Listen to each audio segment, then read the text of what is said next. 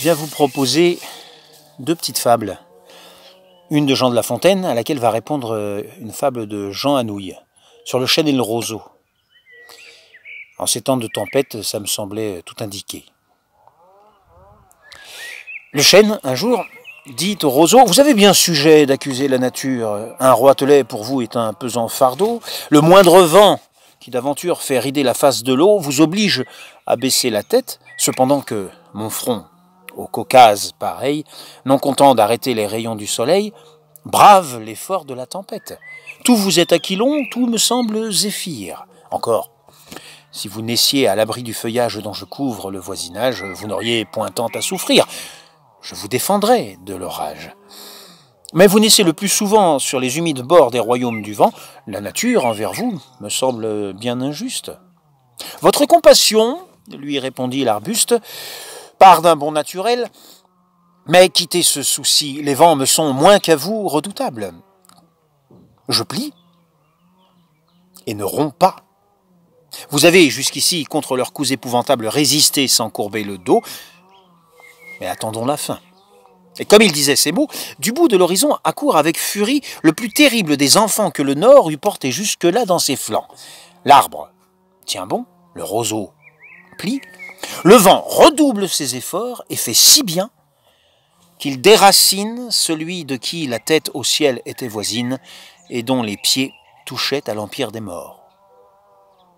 Voilà ce que nous dit La Fontaine, mais voilà ce que nous répond Jean Anouilh. Le chêne, un jour, dit au roseau, « N'êtes-vous pas lassé d'écouter cette fable? La morale en est détestable, les hommes, bien légers de la prendre au marmot. Pliez, pliez toujours. N'est-ce pas déjà trop le pli de l'humaine nature? Voir, dit le roseau, il ne fait pas trop beau. Le vent qui secoue vos ramures, si je puis en juger à niveau de roseau, pourrait vous prouver d'aventure que nous autres, petites gens si faibles, si chétifs, si humbles, si prudents, dont la petite vie est le souci constant, résistons pourtant mieux aux tempêtes du monde que certains orgueilleux qui s'imaginent grands. Le vent se lève sur ces mots, l'orage gronde, et le souffle profond qui dévaste les bois, tout comme la première fois, jette le chêne fier qui le narguait par terre. Eh bien, dit le roseau, le cyclone passé, il se tenait courbé par un reste de vent. « Qu'en dites-vous donc, mon compère ?» Il ne se fût jamais permis ce mot avant. « Ce que j'avais prédit n'est-il pas arrivé ?» On sentait dans sa voix sa haine satisfaite, son morne regard allumé. Le géant, qui souffrait, blessé de 1000 morts, de 1000 peines, eut un sourire, triste et beau, et avant de mourir, regardant le roseau, lui dit « Je suis encore un chêne. »